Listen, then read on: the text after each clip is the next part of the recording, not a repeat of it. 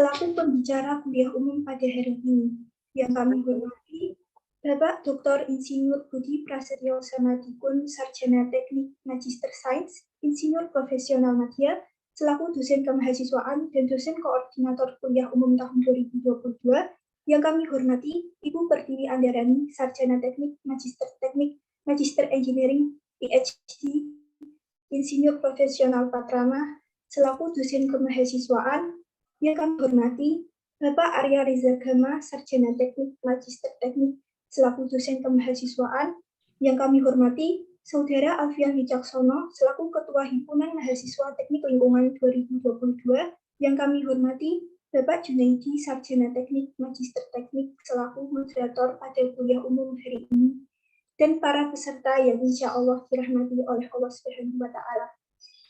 Puji syukur, alhamdulillah, marilah selalu kita panjatkan kehadiran Allah Subhanahu wa Ta'ala atas limpahan rahmat, taufik, hidayah serta inayahnya kepada kita semua, sehingga pada hari ini kita dapat berkumpul di dalam acara kuliah umum dengan tema konservasi daerah tangkapan air dan sumber-sumber air. Sholawat serta salam mudah-mudahan kita Nabi besar Muhammad SAW yang telah membawa kita dari alam gelap gulita menuju alam yang terang benderang serta penuh dengan ilmu pengetahuan seperti sekarang ini. Sebelumnya, izinkan saya untuk memperkenalkan diri. Perkenalkan, nama saya Huida Hansafitriana, selaku Master of Ceremony untuk acara kuliah umum pada hari ini.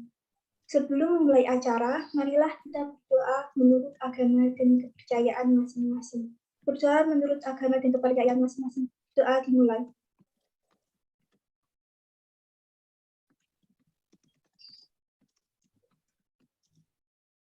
Amin. Hadirin yang berbahagia, adapun rangkaian acara yang akan kita ikuti adalah sebagai berikut. Pertama, registrasi peserta, lalu pembukaan. Kedua, sambutan dari Ketua Himpunan Mahasiswa Teknik Lingkungan 2022,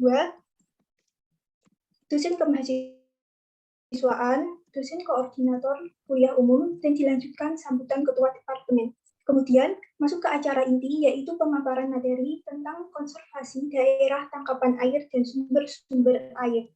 Ketiga, masuk ke sesi tanya-jawab, dan yang terakhir adalah penutup. Hadirin yang berbahagia, kita akan memasuki acara yang kedua, yaitu pembukaan.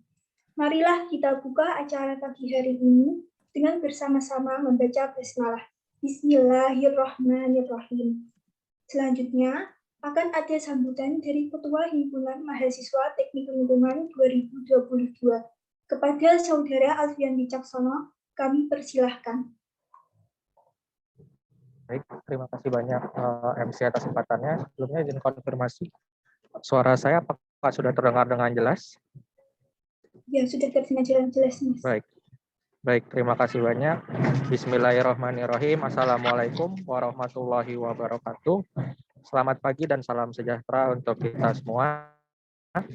Yang saya hormati Bapak Dr.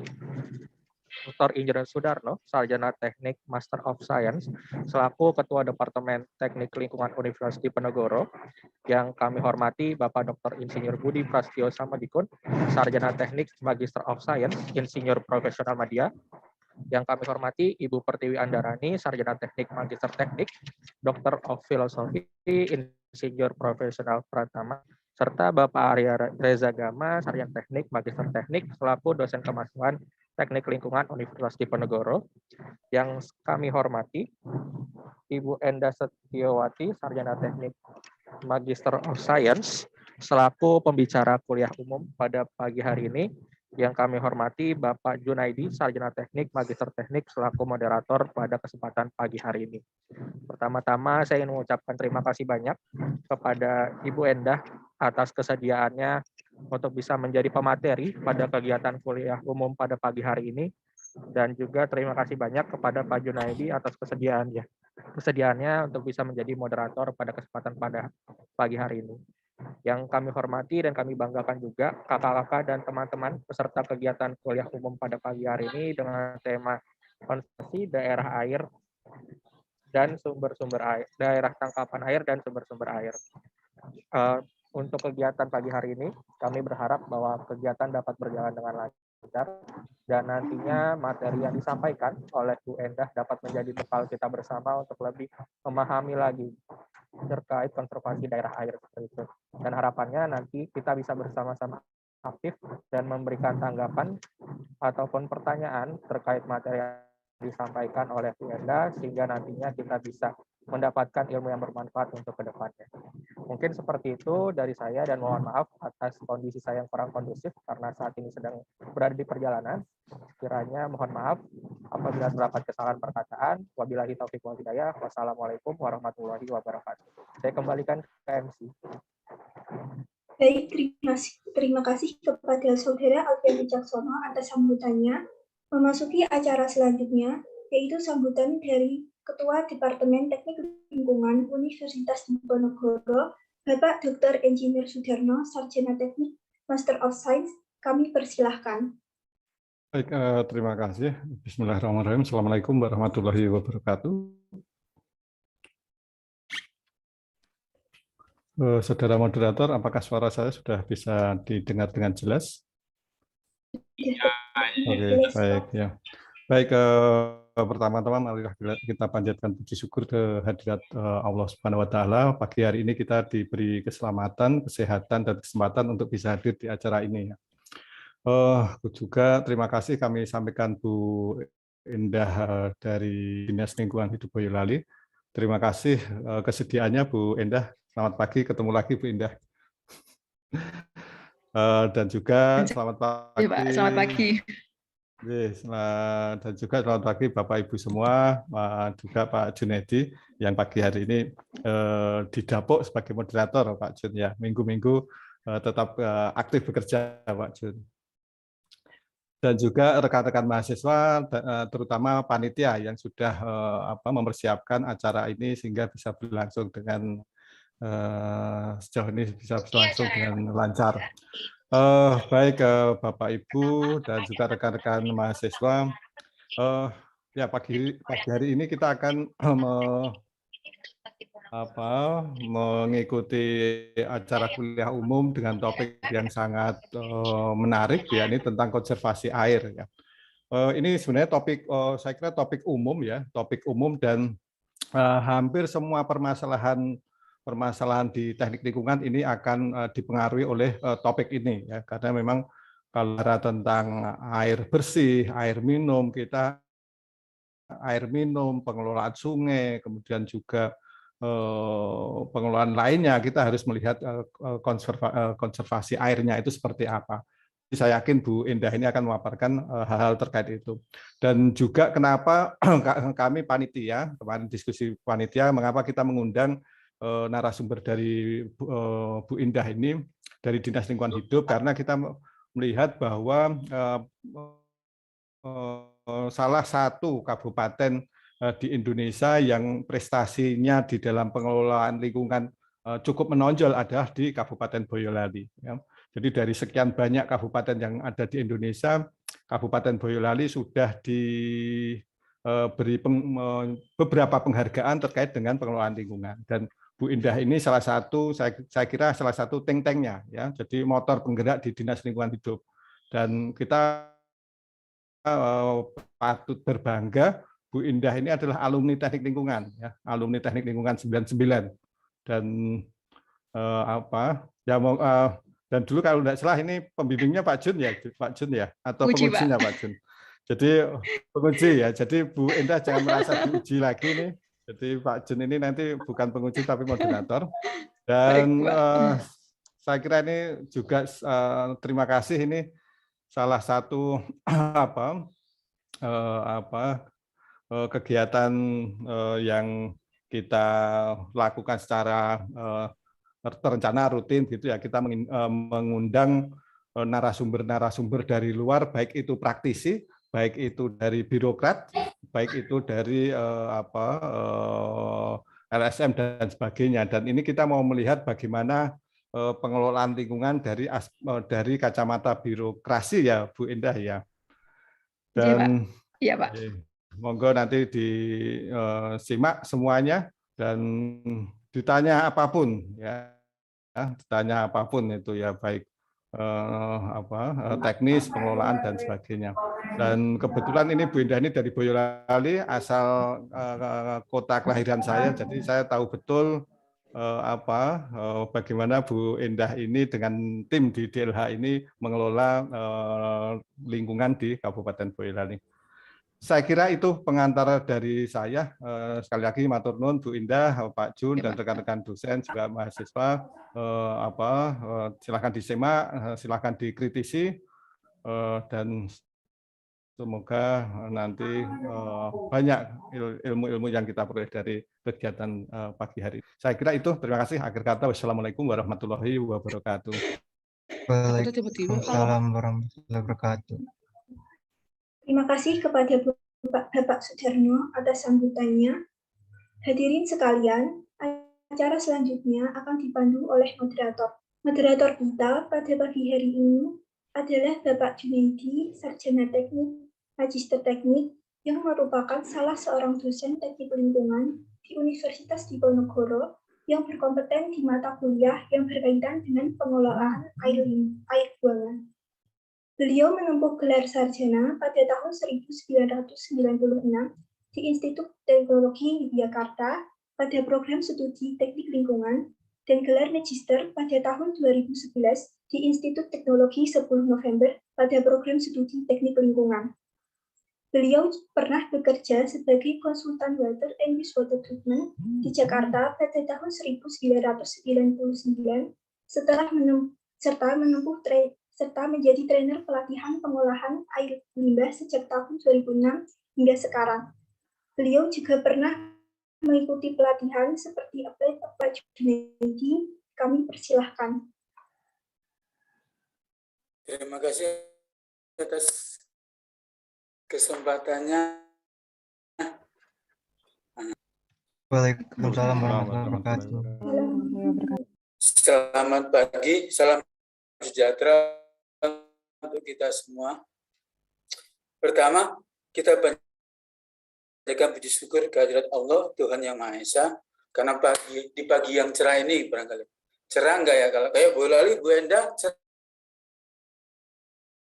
tidak? Cerah, Pak. Alhamdulillah. Sangat cerah. Semarang juga cerah, Alhamdulillah. agak berawan ini. Tidak tahu Pak Sudarno di Ungaran apa di Boyolali? Cerah Pak Jun di Ungaran. Kemarin di Jakarta ketemu alumni hujan deras Pak Jun. Nah, alhamdulillah sudah sampai Ungaran lagi. Apapun itu, alhamdulillah pagi ini kita bisa ketemu kumpul membicarakan sesuatu yang tadi dikatakan Pak Sudarno menarik, sangat menarik. Oke. Kedua, terima kasih kepada Kepala Departemen Lingkungan, Dr.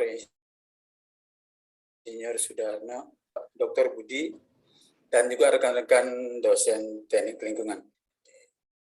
Semangat, ya, tetap semangat maksudnya di pagi yang. Ya. Pertama, barangkali selamat datang juga ya. Kok selamat datang, nggak selamat datang ya? Maksud saya selamat datang kepada Bu Endah, Mas. Datang kembali berkumpul minimal virtual Bu Endah ya. Reuni ya, Pak? Iya. Jadi Bu Endah ini kalau tadi kita lihat itu angkatan 99, berarti angkatan pertama Bu Endah ya? Iya, betul Pak. Ini beliau ini kakak kelas pertama, jadi kakak pertama kalau di dalam dunia ilmu dunia film kungfu gitu. Kakak pertama Endah Setiawati, STMSI. Beliau menamatkan tahun 2004. Kemudian magister ilmu lingkungannya di Undip juga. Jadi keluarga besar Undip betul-betul. Semoga apa ya? Ya semoga di Boyolali kerasan, tapi harus kerasan orang yang emang udah asli Boyolali kalau tadi dikatakan Pak Darna Bu Endah ya. Iya, harus kerasan Pak. Pokoknya yang jelas Bu Endah ini sudah banyak pengalaman di lapangan, apalagi dari Dinas Lingkungan Hidup dan Kehutanan Boyolali, termasuk yang berprestasi tadi disampaikan Pak Sudarno. Tema yang mau kita bicarakan juga sangat menarik dari apa tadi ya? Sebentar saya agak menunduk. Laptop saya ini. Ya, konservasi daerah tangkapan air dan sumber-sumber air di Kabupaten Boyolali. Biasanya kalau kita ngomongin konservasi, biasanya udah telat ya Bu Enda ya. Sudah telat dulu baru, ini kita harus mengkonservasi. Apalagi dengan konservasi ini kan, kalau menurut cerita-cerita testimoni itu bukan pekerjaan 2-5 tahun, tapi puluhan tahun. Jadi tidak bisa hanya 2-3 tahun selesai. Bisa air tadinya hilang, mata air muncul lagi. Nah, itu butuh waktu. Dan menjadi itu tadi yang menarik, akhirnya menurut saya juga saya sependapat bahwa itu menarik, apalagi kita itu selalu terlambat Bu Enda. Kalau kita lihat Permen nomor 12 tahun 2009 ya, tentang pemanfaatan air hujan, itu permennya adik-adik semua ya, yang mahasiswa, itu Permen 12 tahun 2009, jadi tahun 2009. Itu sudah ada tentang pemanfaatan air hujan. Nah, apapun itu kan siklus hidrologi itu kan, tadi yang saya katakan mungkin ini pengantar dulu ya Bu Enda sebelum masuk biar kita semua terutama adik-adik agak sedikit punya gambaran betapa sulitnya kalau kita sudah mengkonservasi, kita bicara konservasi, karena biasanya kita itu telat tahunya gitu. Sehingga untuk restorasi itu begitu panjang, rumit dan panjang waktunya. Saya kembali ke tadi Permen 12 tahun 2009 bahwa ini nanti akan kena Pak Darno Undip sendiri gitu. Menurut saya akan berbalik ke Undip karena di Permen itu diamanatkan gitu. Semua penguasa bangunan, pemilik bangunan itu wajib memanfaatkan air hujan baik dengan sumur resapan, kolam pengumpul maupun LRB yang sekarang ini populer mungkin LRB ya, lubang resapan biopori. Ingat itu permennya 12/2009. Sampai saat ini, Undip kalau kita bayangkan, ONO tidak sampai di mana. Apakah sebagai penguasa bangunan, misalnya, apalagi kan di Undip ada kita, apakah kita sudah mendorong Undip untuk memanfaatkan harvesting rainwater kan? Dari talang-talang dari atap bangunan, penguasa bangunan, atap bangunan bagaimana itu tidak keluar kan? Tidak menjadi limpasan air hujan, tapi itu di-recharge kembali. Nah, saya tidak tahu, barangkali ini bisa menjadi kajian, mungkin ini akhirnya mungkin bisa menjadi kajian kita berikutnya, Bu Enda, teknik lingkungan khususnya dan Undip pada umumnya. Bagaimana implementasi Permen 12 tahun 2009 tadi. Nah, untuk lebih barangkali implementasi mungkin akan disinggung nanti oleh Bu Enda. Bagaimana implementasi di LHK Boyolali dalam hal itu semua. Konservasi dan mengingatkan, saya ini hanya sekedar mengingatkan Permen 12 tahun 2009 tadi. Mungkin barangkali nanti akan bisa dielaborasi berlanjut oleh Bu Enda Setiawati. Monggo silakan Bu Enda untuk waktu dan screen, silakan untuk Anda. Baik Pak Jun, terima kasih sekali. Ini semacam bernostalgia ya Pak. Dulu 2004. Nah, ini Pak Junaidi ini penguji saya rekan-rekan. Beliau luar biasa. Sampai berjam-jam begitu ya Pak Jun.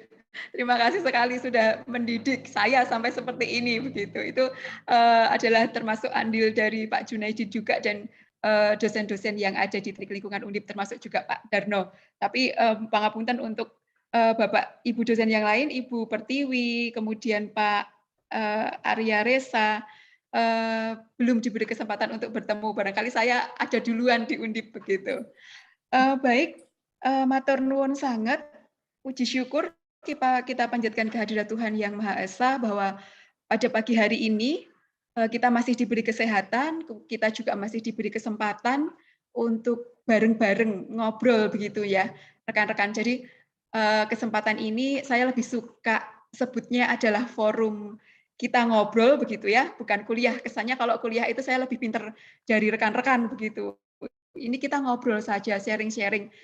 Kami Dinas Lingkungan Hidup juga nantinya memerlukan masukan dari rekan-rekan yang saya yakin secara teori lebih kekinian ya dibanding saya yang sudah boleh dibilang 20 tahun yang lalu belajar begitu di teknik lingkungan. Saya yakin ilmu yang rekan-rekan dapatkan dari dosen-dosen kita tentunya lebih update, dan itu nanti juga kami harapkan itu akan memberikan masukan kami Dinas Lingkungan Hidup atau pemerintah Kabupaten Boyolali untuk kami melakukan konservasi sumber-sumber air ini lebih optimal begitu.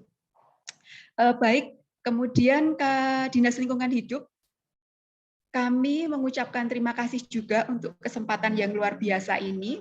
Terima kasih kepada Pak Darno, juga dosen-dosen yang telah mempercayakan forum ini, ruang ini kepada kami Dinas Lingkungan Hidup. Saya pikir ini adalah kepercayaan yang luar biasa, Pak, Bapak Ibu dosen ya. Ini kesempatan yang luar biasa, ini kepercayaan yang luar biasa untuk kami, karena kami yakin tidak semua pemerintah daerah mendapat kesempatan ini begitu. Kalau tadi Pak Darno sampaikan Boyolali mempunyai pencapaian yang semacam itu, ya kami mengucap syukur bahwa sampai saat ini kami berada di titik itu, tetapi pada kenyataannya memang masih terdapat banyak sekali kendala, masih banyak PR terkait dengan secara umum masalah lingkungan. Kami masih banyak PR, termasuk juga untuk terkait dengan isu ketersediaan air begitu di Kabupaten Boyolali. Pak Darno yang lebih perso atau mungkin rekan-rekan yang berasal dari Boyolali dan sekitarnya mungkin tahu bagaimana Boyolali itu kesulitan air begitu ya. Ada sebagian wilayah yang limpah dengan air, tetapi banyak wilayah yang kesulitan air seperti itu.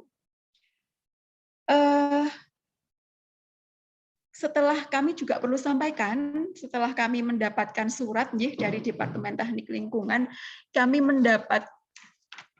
didhawuhi untuk memberikan masukan, memberi materi terkait dengan konservasi daerah tangkapan air dan sumber-sumber air.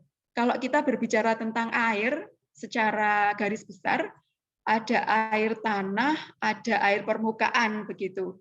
Tapi kemudian kami diskusikan, jadi materi ini saya sampaikan, ini juga melalui diskusi ya, rekan-rekan diskusi dari beliau Ibu Kepala Dinas, juga Bapak Kabid dan juga Bapak Sekretaris, kita diskusikan kita mau mengerucut kemana nih. Kalau kita mau bicara air itu kan cukup luas ya rekan-rekan, masalah air itu cukup luas, kemudian kita diskusikan, kita mengerucut ke air tanah begitu. Kami sepakati, oke, kita bicarakan saja air tanah. Dengan pertimbangan bahwa saat ini pun Dinas Lingkungan Hidup sedang sebenarnya semua masalah lingkungan harus kita cermati, tetapi untuk air tanah ini kami mendapat perhatian yang lebih untuk akhir-akhir ini. Nah, makanya kami sepakat dengan Ibu Kadis juga rekan-rekan yang ada di Dinas Lingkungan Hidup, oke, kita mengerucut ke air tanah. Untuk panitia, boleh saya share screen ya? Baik, Ibu, boleh.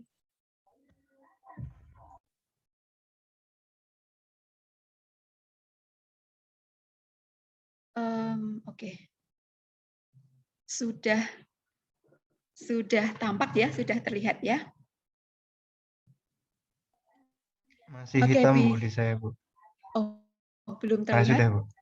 Oke, baik.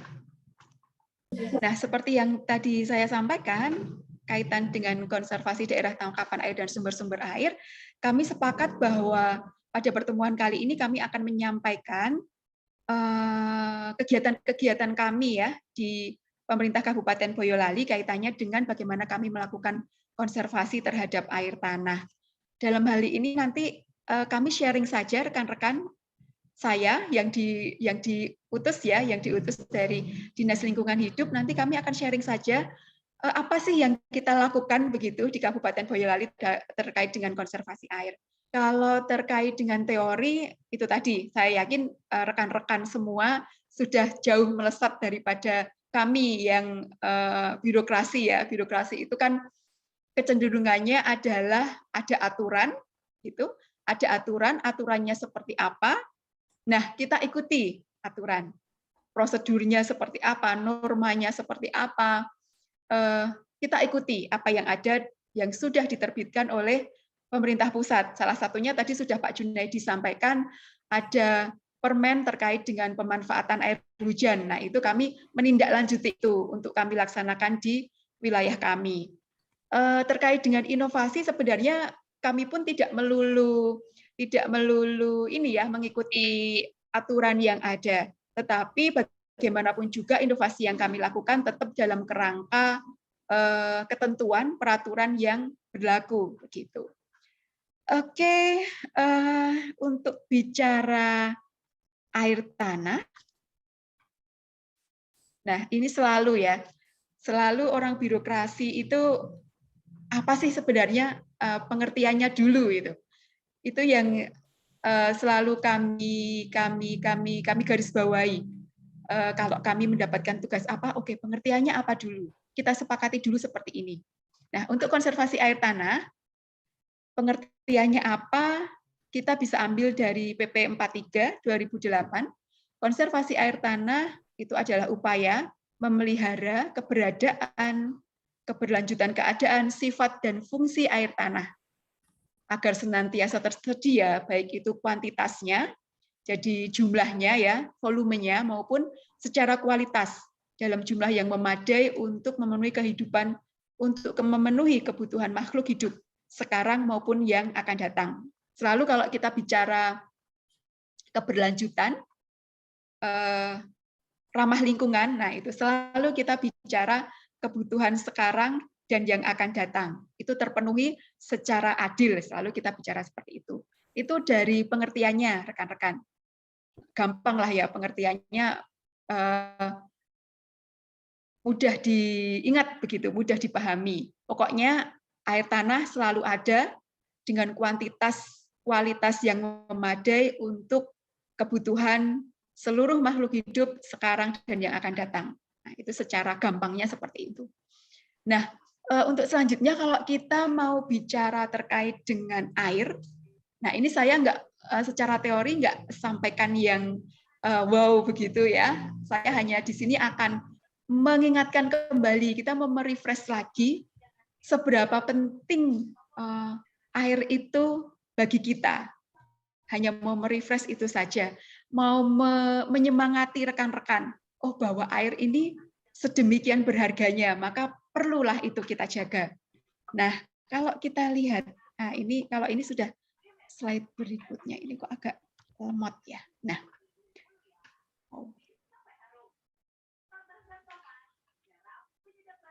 nah ini sudah pengertian umum ya. Saya yakin rekan-rekan sudah tahu semua lah.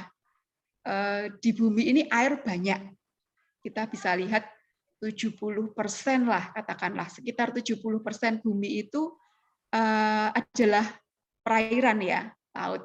Jadi sudah pasti air itu banyak begitu. Kita bisa bayangkan air itu banyak nih. Tidak semua air yang banyak itu, tidak semuanya bisa kita gunakan. Tidak semuanya bisa langsung kita pakai begitu ya. Jadi hanya 3% ya, kita katakan fresh water. Jadi itu yang bisa kita manfaatkan secara langsung. 97%-nya apa? 97%-nya adalah air laut yang asin. Nah, kalau kita mau menggunakan bisa kita gunakan air laut ya. Bahkan di negara-negara yang lebih maju, mereka ketersediaan air tanah maupun air yang fresh water ini terbatas, mereka sudah bisa mengolah air laut. Tetapi di situ tentunya diperlukan sumber daya yang lebih lagi untuk dapat memanfaatkan air laut. Nah, itu kita lihat bahwa air yang bisa kita manfaatkan, fresh water, itu hanya 3%. Apakah 3% ini bisa kita gunakan semua? Ternyata tidak juga, rekan-rekan. Dari 3% yang ada, itu ya hanya sepertiganya lah ya, kira-kira. Hanya sepertiganya yang bisa kita ambil, kita gunakan. Karena 2/3-nya itu ini berupa salju maupun es yang ada di kutub.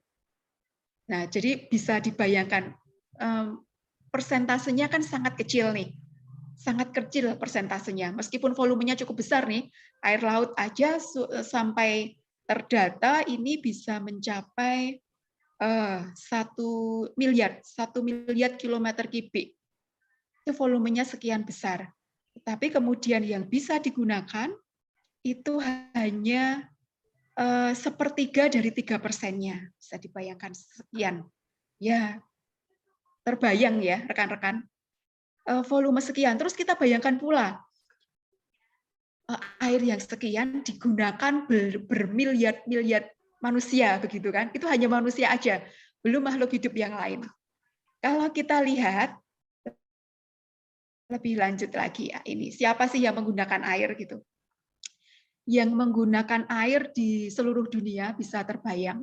Tahun ini terdata di tahun 2021 itu penduduk bumi, kalau tidak salah ya, kalau tidak salah itu sudah sekitaran ada di 7 miliar barangkali ya, 7 miliar atau mungkin sudah lebih, hampir 8 miliar lah populasi manusia di seluruh dunia. Nah, air yang sekian boleh dikata sedikit kalau kita lihat dari pemanfaatnya yang banyak, ketersediaannya hanya sekian, dan juga perlu kita pahami bahwa ketersediaan air itu tidak secara merata begitu ya. Di masing-masing benua kita bisa lihat tidak semuanya itu terdistribusi merata. Kalau kita bisa lihat di dalam slide ini, oke, Asia 36% distribusi air itu ada di Asia. Boleh kita lihat paling besar ya di antara benua-benua yang lain. Amerika, Eropa, Afrika, Australia, Asia yang paling besar, ada 36% di situ. Jadi air yang 1/3 dari 3% tadi yang bisa dimanfaatkan, 36%-nya ada di Asia. Tapi kemudian kita lihat populasi dunia itu separuh lebih ada di Asia. Nah, ini saya mengajak rekan-rekan untuk membayangkan begitu ya, bagaimana tekanan terhadap air ini untuk keberlanjutan hidup kita. Di Asia sendiri 60% populasi ya, penduduk dunia ada di Asia, sedangkan ketersediaan airnya hanya 36% ada di benua ini. Selain Asia kita lihat Afrika. Nah, ini yang kondisinya memprihatinkan ya, Asia, Afrika, kemudian Eropa, itu kita lihat seperti itu. Jadi populasi distribusi penduduk itu lebih banyak dari distribusi ketersediaan airnya. Untuk Amerika dan Australia, oke lah, sampai saat ini kondisi masih baik-baik saja ya. Ketersediaan airnya masih cukup banyak. Nah, ini adalah stres tekanan yang berat untuk Asia dan Afrika. Dalam sebuah kajian kita ketahui juga diprediksikan bahwa di tahun 2025 3 tahun ya, ini sudah 2022. 3 tahun kemudian itu diprediksi 3 miliar orang itu akan mengalami kesulitan terhadap air bersih. Kondisinya seperti itu rekan-rekan ya. Bahwa kalau sekarang kita ada di wilayah yang melimpah dengan air, itu bukan berarti di seluruh dunia tetangga sebelah kalian lah itu berarti tersedia memiliki air yang cukup juga, itu tidak seperti itu. Kalau kebetulan kita ada di daerah yang di situ banyak mata airnya, kemudian air tanahnya itu dangkal, nah, kayak di daerah-daerah kalau ada yang tinggal di sekitaran, kalau ada yang daerah di Klaten itu ya, tetangga Boyolali itu kan Klaten ya. Klaten itu boleh dikata melimpah dengan air, tetapi kami yang ada di Boyolali sebagian besar kekurangan air. Jadi tidak selamanya Kalau kita tinggal di daerah yang gampang air, kita melihatnya daerah yang lain juga akan kecukupan akan air. Kita lihat seperti ini kondisinya. Dan dibayangkan lagi rekan-rekan, beberapa tahun kemudian ya, pasti populasi tidak hanya di wilayah kita, populasi dunia itu pun meningkat sangat luar biasa. 2050 diprediksi bahwa penduduk dunia itu hampir 10 miliar. Bisa dikatakan itu kita bejubel begitu ya, bejubel untuk kita rebutan air, bagaimana kita bisa mendapatkan air itu layak. Itu pun kalau kita lihat dari beberapa kajian bahwa pemenuhan air untuk air kebutuhan domestik ya, hanya untuk manusia saja, itu sebenarnya tidak banyak. Ada di kisaran ya 10, 11, ya maksimal 15% lah. Itu untuk kebutuhan domestik. Beberapa waktu lalu kami Boyolali juga mencoba untuk melakukan kajian sebenarnya seberapa besar sih kebutuhan air masyarakat Boyolali itu seberapa besar. Dan dari kajian itu kita ketahui bahwa untuk kebutuhan domestik itu hanya sekitar ya 11-12% lah. Selebihnya itu adalah untuk mendukung kegiatan ekonomi yang berbasis lahan. Sebagian besar. Jadi bisa dibayang kalau untuk kebutuhan domestik aja ternyata hanya porsinya kecil dari kebutuhan air yang perlu kita penuhi. Kemudian, oke, itu kita sudah mulai membayangkan ya, rekan-rekan, bagaimana air itu penting, bagaimana air yang sedikit itu digunakan untuk berbagai macam aktivitas, digunakan untuk banyak manusia. Dan kita sebagai makhluk hidup yang paling boleh dikata yang memiliki akal budi gitu. Nah, kita juga harus berlaku adil begitu. Tidak hanya egois kita gunakan untuk kita sendiri, tetapi bagaimana kita juga memperhatikan kehidupan dari makhluk hidup lain, baik itu tumbuhan, kemudian juga hewan, satwa begitu ya, agar mereka tetap bisa bertahan hidup. Itu kondisi dunia. Kemudian kita mengecil lagi ya ke Indonesia. Kita lihat bagaimana kondisi ketersediaan air Indonesia. Saya ambil dari, nah ini dia, orang birokrasi itu kan selalu mengambilnya dari entah itu keputusan, entah itu aturan, begitu yang ada yang sudah dikeluarkan pemerintah. Nah ini dari hasil kajian pemerintah itu di tahun 2019 ya. Jadi sudah 3 tahun yang lalu kajian ini dilakukan. Kajian daya dukung dan daya tampung air di Indonesia. Kajian ini dilakukan per pulau begitu ya.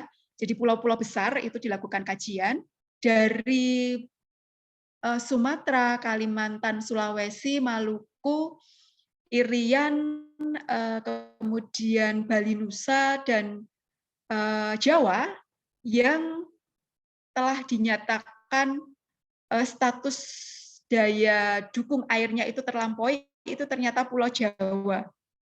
Ternyata Pulau Jawa. Kalau pulau-pulau yang lain itu masih kondisinya oke lah aman begitu ya pada saat kajian ini dilakukan. Kondisinya aman, masih mampu, masih memiliki daya dukung untuk mencukupi kebutuhan penduduk dan juga aktivitas pendukungnya itu untuk yang pulau-pulau lain. Untuk Pulau Jawa, nah ini. Mohon maaf ini petanya tidak terlihat cukup jelas ya, tapi harapannya rekan-rekan ada gambaran lah. Ini yang berwarna lebih gelap, ini adalah area-area lokasi-lokasi yang secara agregasi di situ telah terlampaui. Boyolali. Nah, Boyolali itu ada di sini. Nah, itu di beberapa lokasi dari kajian ini telah dinyatakan terlampaui untuk daya dukung ketersediaan airnya. Jadi kami pun meskipun kami ada di agak pedalaman di sini ya, yang agak pedalaman ini kan yang terlampaui itu kebanyakan adalah di Pantura, di area-area Pantura begitu. Tapi kami pun ternyata ada sebagian wilayah kami yang statusnya telah terlampaui. Secara data, nah ini dia ketersediaan air di Pulau Jawa pada saat kajian ini dilakukan ya. Kalau Kemennya saja dikeluarkan 2019, saya yakin data-data yang digunakan pasti sebelum itu bisa jadi data 2016, 2017 seperti itu. Itu ketersediaan air di Pulau Jawa itu ada 118 juta meter kubik. Dari hitungannya ya, setelah dihitung-hitung hanya mampu untuk mendukung 148 juta jiwa. Nah, kalau kita lihat lagi di tahun ini saja penduduk Jawa itu ternyata sudah 150 juta. Nah, kalau kita lihat berarti kan sudah nggak mampu lagi nih sebenarnya Jawa ini untuk mendukung kehidupan penduduknya ya dalam hal terkait dengan masalah air. Ini sebenarnya sudah tidak mendukung lagi, sudah jauh di atas angka 148 juta. Tapi mengapa?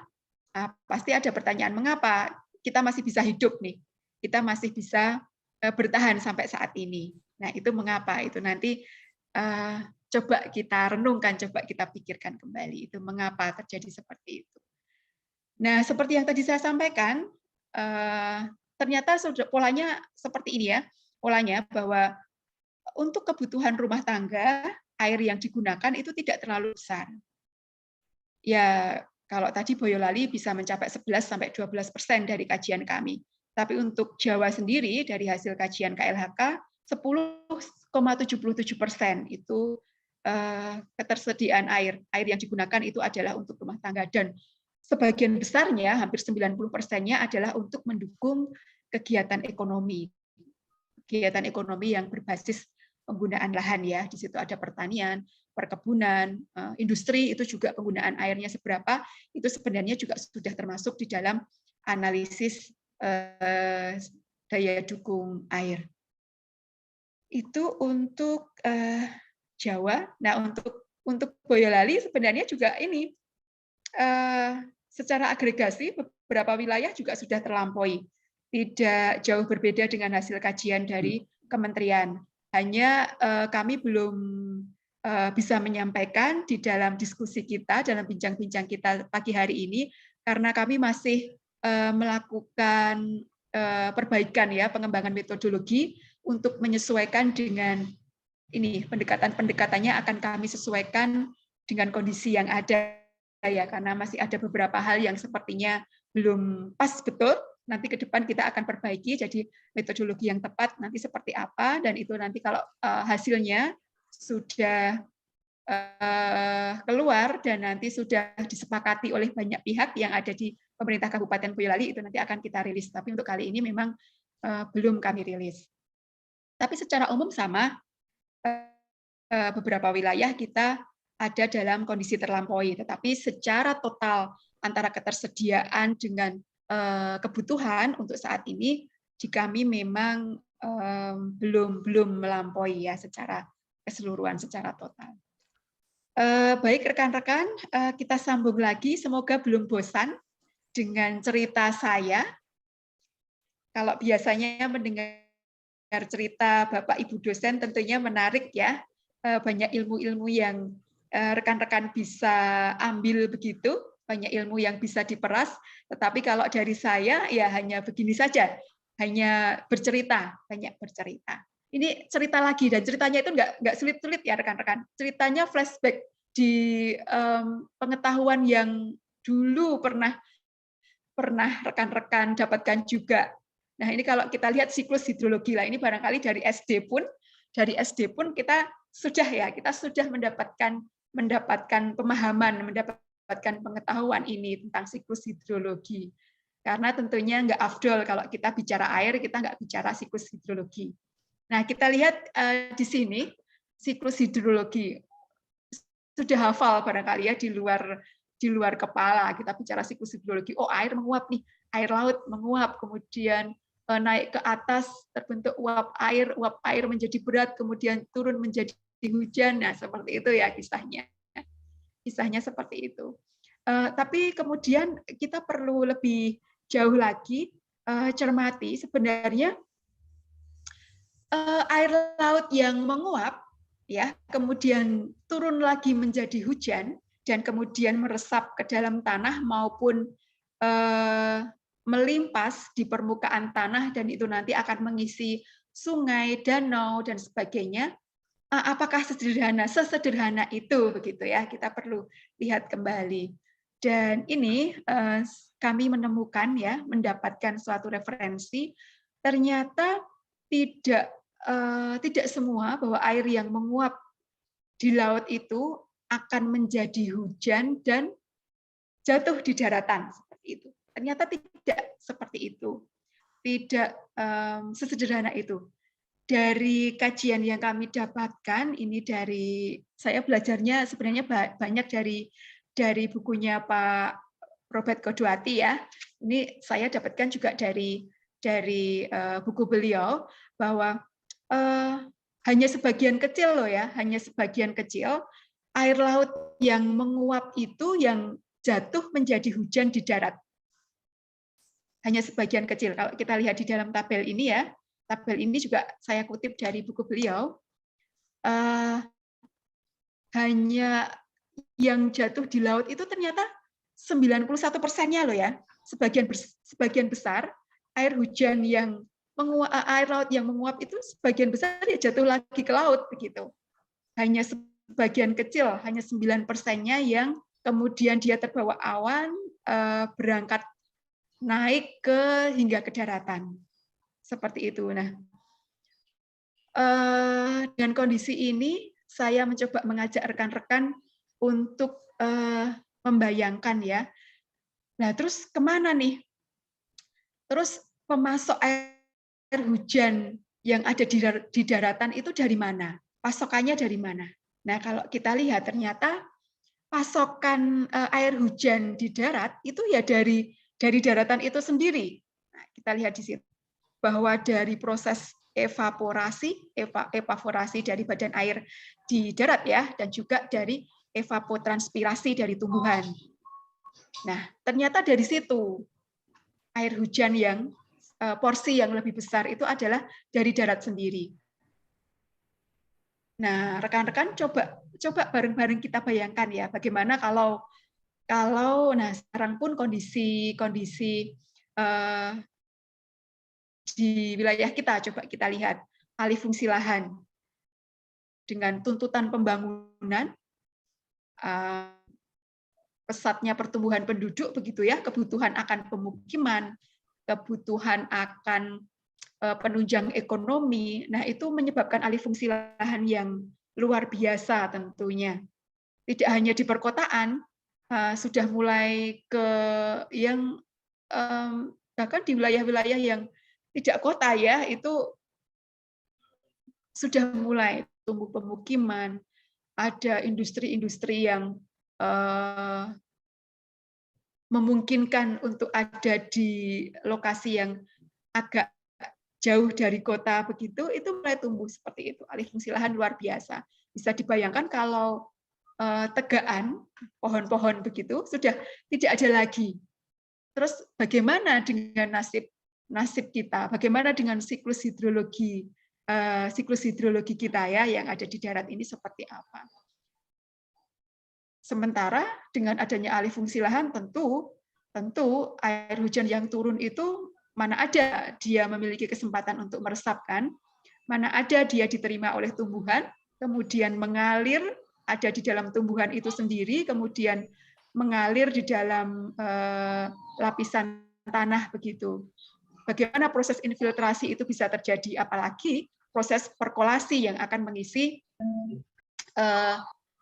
cadangan air tanah kita. Bisa dibayangkan itu bagaimana tragisnya kehidupan kita nanti ya kalau alih fungsi lahan yang tidak terkendali itu juga luar biasa. Daerah imbuhan air tanah, kita bicara daerah imbuhan air tanah tidak lagi dijaga, itu akan bagaimana parahnya begitu. Nah, kemudian siklus hidrologi itu nanti kira-kira bisa membawa kita untuk membayang-bayangkan begitu, kalau kondisi seperti ini, apa yang akan terjadi dengan kita. Nah, kalau kondisinya itu membaik, artinya kita bisa mempertahankan vegetasi yang ada, kemudian kita bisa melakukan upaya-upaya pemanenan air tanah, begitu. Kemudian menggunakan air tanah limpasan, menggunakan air limpasan itu sebanyak-banyaknya. Kita bisa bayangkan juga, oh kalau seperti ini, berarti nanti kondisinya seperti ini nih. Keberlangsungan kehidupan akan seperti ini. Nanti bisa kita bayangkan hal-hal yang seperti itu ya. Kita bisa, oh bedanya akan seperti ini. Jadi kita bisa termotivasi untuk kita bisa melakukan, meskipun itu kecil, meskipun itu seperti tidak berarti ya. Kalau kita lihat biopori itu sekecil apa toh? Hanya ya ukurannya diameter 30 cm lah, kemudian kedalaman 1 meter. Kalau kita buat lebih dalam lagi, itu seberapa sih menampung air hujan, kan seperti itu. Tetapi kalau kita bergerak bersama, semuanya memiliki kesadaran akan hal itu, maka di daerah-daerah yang sudah area-area terbangun itu masih memungkinkan kita untuk memasukkan air sebanyak-banyaknya ke bumi kita. Itu seperti itu. Kemudian selain siklus hidrologi, kita bicara air tanah. Nah, tidak mungkin tidak kita juga bicara tentang cekungan air tanah. Nah, ini rekan-rekan sudah sudah paham betul ya, cekungan air tanah itu apa toh? Cekungan air tanah itu apa?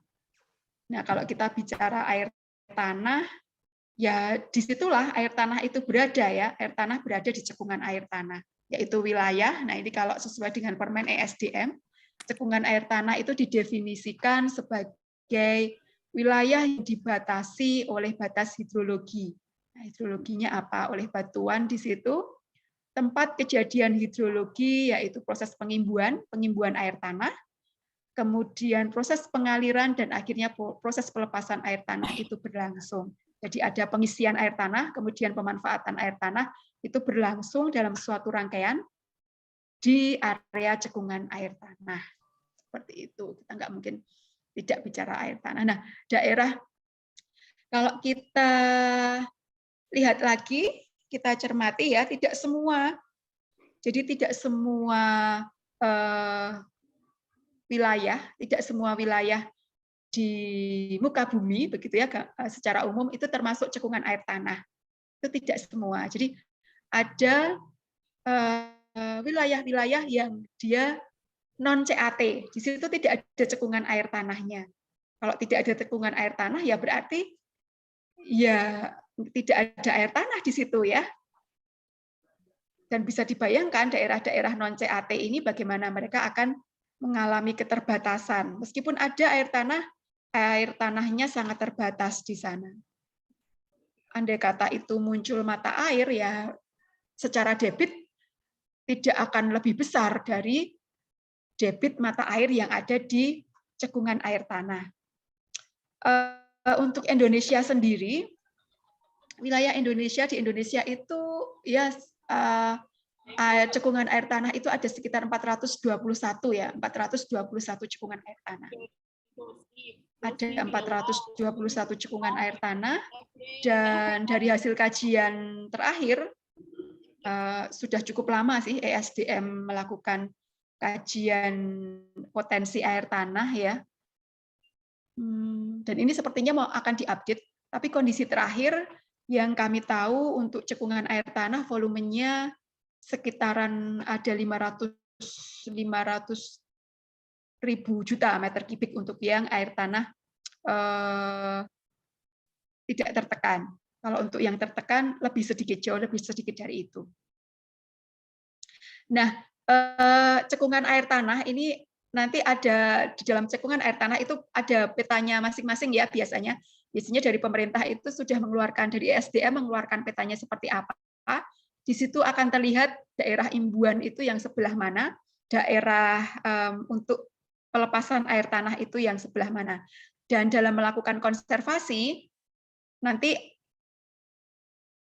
umumnya akan diarahkan di area imbuhan air tanah, karena disitulah potensial ya, lokasi yang paling potensial untuk kita bisa memasukkan air tanah itu sebanyaknya begitu. Nah, apakah di daerah pengaliran dan pelepasan itu tidak layak untuk kita lakukan konservasi? Nah, itu sebenarnya sangat layak juga, tapi tentunya memperhatikan kondisi wilayah yang ada seperti apa. Kalau di situ muka air tanahnya dangkal, nah kita tentu tidak akan bisa mengaplikasikan sumur resapan ya di situ kalau ternyata air tanahnya dangkal. Atau oke, kita membuat air tanah, kita membuat sumur resapan, tetapi dengan kedalaman akan disesuaikan dengan tinggi muka air tanahnya. Jangan sampai nanti malah berbalik ya, yang semestinya sumur resapan itu menampung air hujan dan kemudian meresapkan air, itu malah menjadi sumur gitu, akan menjadi sumur gali. Oke, itu cekungan air tanah yang kemudian yang kita tidak bisa lepas juga kalau kita bicara konservasi air itu adalah daerah aliran das, daerah aliran sungai. Nah, kok kita masih bicara untuk air permukaan ya, begitu ya. Kalau kita bicara das itu kan umumnya konsep das itu digunakan untuk konservasi air permukaan. Tapi dalam hal ini kita berpikir juga bahwa das yang sehat. Nah, itu kalau definisinya apa bisa juga dikutip dari PP 37 tahun 2012 ataupun di aturan yang lain, definisi daerah aliran sungai ini akan sama. Itu bisa dilihat rekan-rekan di situ. Tetapi secara konsep ya, kalau kita mau mengkonservasi air tanah, kita pun harus mengkonservasi das. Karena di mana ada das yang sehat, gitu ya, das yang sehat, di situ proses konservasi air tanah itu juga akan lebih optimal. Kita perhatikan das yang sehat, ya, das yang sehat, di mana kondisi tutupan lahannya itu baik, di situ vegetasinya berfungsi dengan baik, maka proses infiltrasi itu akan berjalan dengan optimal. Nah, manakala infiltrasi itu berjalan dengan baik, kemudian musim hujan hanya sedikit limpasan air hujan yang mengalir ke sungai, tetapi semakin banyak air yang masuk ke dalam tanah, maka cadangan air tanah itu akan semakin banyak. Nah, hal ini juga saling mutualisme sebenarnya dengan antara konservasi air tanah dengan konservasi air permukaan. Kalau di air tanah itu baik, ya muka air tanahnya itu semakin meningkat ya. Jadi kalau celengannya, tabungannya air tanah itu banyak, berarti kan muka tanahnya naik nih. Kalau muka air tanah naik berarti nanti manakala musim kemarau, sungai-sungai yang ada itu bisa mendapat pasokan dari air tanah. Jadi untuk das yang sehat, makanya kita tahu bahwa untuk das yang sehat itu fluktuasi air di air permukaan di sungai itu antara musim kemarau dan musim penghujan itu tidak akan beda jauh begitu ya, karena disinilah terjadi keseimbangan. Manakala musim penghujan, das yang sehat itu akan memasukkan air sebanyak-banyaknya ke air tanah. Tapi manakala musim kemarau, nah air tanah ini akan memasok air ke air permukaan seperti itu. Jadi antara cekungan air tanah dan juga daerah aliran sungai, dua hal ini tidak bisa kita tinggalkan dalam hal kita melakukan upaya-upaya konservasi air begitu, terkhusus untuk air tanah. Selain itu, kalau bicara konservasi air tanah, ini khususnya Boyolali ya, kita melihat keberhasilan suatu kegiatan konservasi itu adalah dari kualitas mata air, itu yang paling gampang kita lihat. Kalau ada suatu kegiatan konservasi air tanah di suatu lokasi, di situ bisa memunculkan mata air baru ataupun bisa menghidupkan kembali mata air, Nah, itu salah satu bukti keberhasilan kegiatan konservasi. Maka dari itu, hal yang perlu kita pahami juga ini rekan-rekan adalah tipe-tipe mata air ya, tipe-tipe mata air. Tipe mata air ini ya perlu kita pahami juga untuk kita melakukan upaya konservasi, terutama untuk menentukan catchment areanya. Ini beberapa, sebenarnya ada banyak tipe mata air. Ini saya ambil beberapa aja untuk memberikan ini ya pemahaman kita bersama. Ada mata air yang dia berada di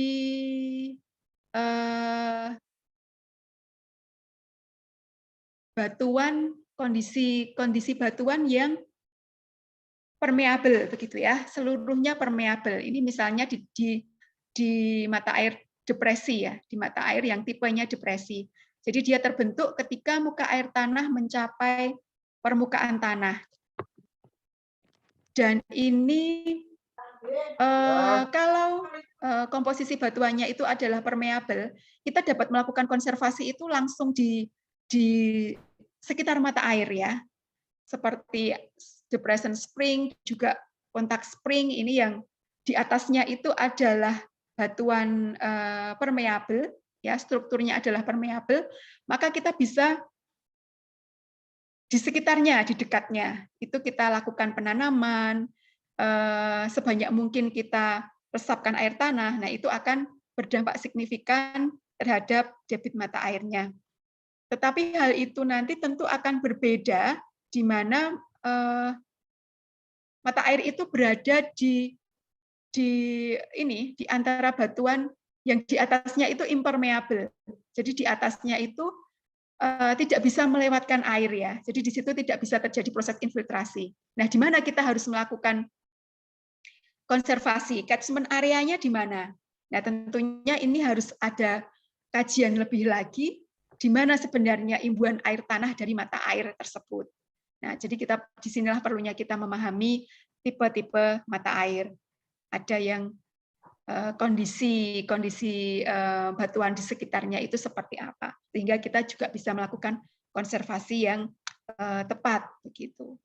Nah, kemudian kita sudah bicara terkait dengan ya teknis-teknis konservasi, bagaimana siklus hidrologi itu, kemudian bagaimana konsep-konsep apa tadi, konsep terkait dengan CAT dan terkait dengan DAS. Nah, kita juga untuk mengoptimalkan ya, ini tadi malah belum saya besarkan ya tampilannya, belum saya perbesar. Nah, terkait dengan manajemen air tanah ya, tidak melulu kita bicara terkait dengan konsep teori seperti itu, tetapi kita juga perlu juga memahami ya bagaimana sih pengelolaannya dari aspek manajemennya seperti apa. Setidaknya rekan-rekan untuk melakukan pengelolaan konservasi air tanah dengan baik ada 3 komponen besar yang harus kita punya. Nah, di dalam segitiga ini kita lihat ada 3 komponen. Kita perlu enabling environment. Nah, di situ apa saja? Di situ kita perlu sediakan kebijakan, peraturan begitu ya. Jadi kebijakannya seperti apa sih dalam melakukan pengelolaan air tanah ini, maunya seperti apa. Nah, biasanya ya umumnya seperti tadi yang sudah saya sampaikan, ya air tanah itu maunya terus berlanjut begitu ya, terus berlanjut keberadaannya. Kebijakan umumnya juga seperti itu, di Indonesia pun seperti itu, di daerah pun seperti itu. Pemerintah mengupayakan ketersediaan air untuk seluruh kehidupan ya, seluruh kehidupan untuk masa sekarang dan masa depan. Nah, kebijakannya seperti itu. Nah, kebijakan ini kemudian diwujudkan di dalam peraturan-peraturan. Jadi aturan mainnya nanti seperti apa? Untuk mewujudkan kebijakan yang seperti itu, normanya seperti apa? Peraturannya seperti apa? Dan yang tidak lupa adalah pembiayaan ya rekan-rekan. Jadi Percuma kita bicara kebijakan, percuma kita sudah menyusun aturan yang berbagai rupa, tetapi tidak ada pembiayaan di situ, itu juga suatu hal yang mustahil begitu. Jadi aspek yang pertama, enabling environment, itu perlu kebijakan. Kemudian kebijakan ini dijabarkan dalam peraturan-peraturan, dalam kerangka hukum begitu ya, termasuk nanti dalam hal penegakan hukumnya akan seperti apa gitu. Kemudian juga pembiayaannya, untuk membiayai baik itu program kegiatannya maupun evaluasinya, juga penyediaan datanya dan sebagainya macam, itu juga memerlukan pembiayaan. Setelah ada kebijakan, peraturan, pembiayaan, kemudian perlu juga di situ instrumen manajemennya seperti apa. Nah, salah satunya informasi ya, informasi, data begitu, itu kan sangat kita perlukan untuk kita melakukan pengelolaan. Kita tidak akan mungkin jika kita tidak punya data, minimal data tadi catchment CAT begitu ya. Kita punya peta CAT. Nah, itu kan suatu perangkat ya, suatu perangkat untuk kita melakukan pengelolaan. Kita punya peta CAT, kita punya peta DAS, kemudian kita punya data ketersediaan air. Kemudian dari situ kita bisa menilai bagaimana kondisi lingkungan kita. Kemudian kita lakukan dari situ kita mulai berangkat. Ini loh, kita mau melakukan pengelolaan dengan model seperti ini. Barangkali dengan model instrumen ekonomi lingkungan mungkin itu salah satunya, di mana di situ kita lakukan kolaborasi hulu dan hilir. Nah, itu adalah salah satu contoh instrumen manajemen dalam hal pengelolaan air. Secara aturan ada, aturan main ada, kemudian instrumen manajemennya ada, kemudian yang ketiga adalah siapa kemudian pelakunya gitu ya. Pelakunya siapa? Nah, makanya dalam hal ini kita perlu poin yang ketiga itu adalah peran-peran institusi. Nah, jadi aturan mainnya ada, kemudian yang untuk main gitu ya. Yang untuk main itu instrumennya ada. Nah, ini pelakunya juga harus ada. Siapa aja itu pelakunya? Ya, oke lah, pelakunya jelas itu pemerintah ya, karena pemerintah ini yang punya tanggung jawab besar untuk menjamin warganya itu kecukupan akan air gitu ya. Ada pemerintah, kemudian sampai ke ada pemerintah pusat, pemerintah daerah, bahkan sampai ke masyarakat lokal. Jadi semuanya memiliki peran masing-masing. Selain itu publik dan privat. Oke, privat ini swasta, katakanlah begitu ya, swasta pemanfaat air. Nah, ini juga harus ambil bagian ini dalam pengelolaan air tanah. Nah, publik, kalau kita bicara publik, bisa jadi komunitas yang aware, peduli terhadap lingkungan.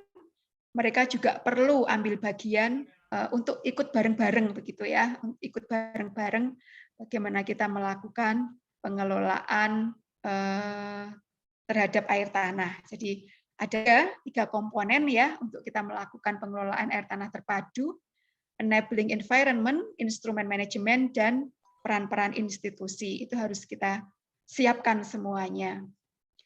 Dan ini pengelolaan ini kita tidak hanya memperhatikan keberlanjutan ekosistem ya. Dari tadi kita selalu bicara keberlanjutan, kelestarian, seperti itu. Kita tidak hanya bicara keberlanjutan ekosistem, tapi kita perlu juga melihat aspek ekonomi dan sosial. Air itu kan punya nilai ekonomi ya, sesuatu yang memiliki nilai ekonomi. Jadi dalam melakukan pengelolaan kita juga perlu lihat efisiensi ekonomi itu seperti apa. Jangan kemudian dinilai terlalu murah ataupun dinilai terlalu mahal begitu ya terhadap air. Jadi ya paslah begitu kita menilai secara ekonomi, juga keadilan sosial. Nah, bagaimana di sini kita mengupayakan bahwa seluruh masyarakat itu mendapatkan keadilan dalam penggunaan air. Kalaupun ada masyarakat yang tidak mampu sehingga mereka kesulitan dalam mengakses air, nah inilah peran-peran para pihak ini yang nantinya mendorong bagaimana masyarakat ini tetap bisa memanfaatkan, terutama untuk pemerintah ini ya, untuk masyarakat-masyarakat yang tidak mampu mengakses, maka terutama pemerintah ini yang harus bisa memberikan solusi seperti itu. Mohon maaf Ibu menyalah untuk pemaparan materinya tinggal 5 menit lagi. Oh oke. Ya. Ternyata saya terlalu banyak ngalor ngidul ya, Mbak ya. Ini baru masuk ke Boyolali ini. Nah ini saya cepat saja untuk Boyolali. Kami perlu kenalkan juga untuk Boyolali ya. Kita bicara air tanah di Boyolali. Kita ini untuk sekedar pengenalan ke rekan-rekan bahwa Boyolali itu punya 1, 2, 3, 4. Kita meliputi 4 das. Das yang terbesar adalah Das Bengawan Solo dan Das Serang. Untuk CAT, nah kita pun ada 3 CAT. Magelang Temanggung, CAT Salatiga, dan juga CAT Boyolali Karanganyar. Nah, yang paling besar adalah CAT Boyolali Karanganyar untuk daerah Boyolali.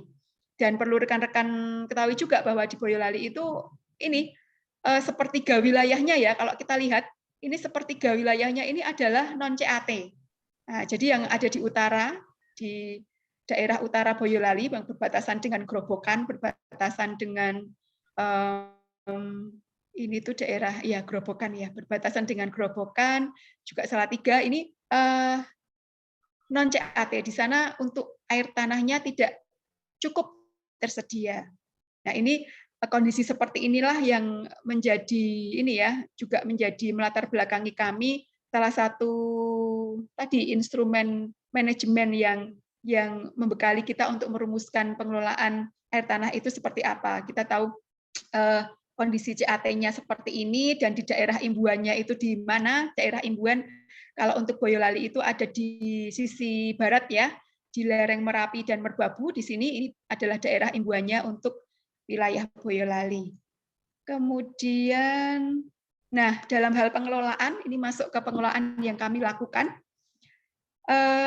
Tadi enabling environment ya, kita upayakan dari aspek regulasi, kita sudah memikirkan dari penataan ruang kita, dari RT/RW Kabupaten Boyolali, kita menyiapkan hampir 50% wilayah kita itu kita alokasikan sebagai daerah resapan air. Kalau luas Boyolali itu sekitar 101.000 begitu, 101.000 hektar, 48 sekian hektarnya di dalam tata ruang kita itu kita perlakukan sebagai kawasan resapan air. Nah, kalau di dalam peta ini tidak begitu jelas rekan-rekan, tapi setidaknya ada di sini, ada di sebelah barat ya.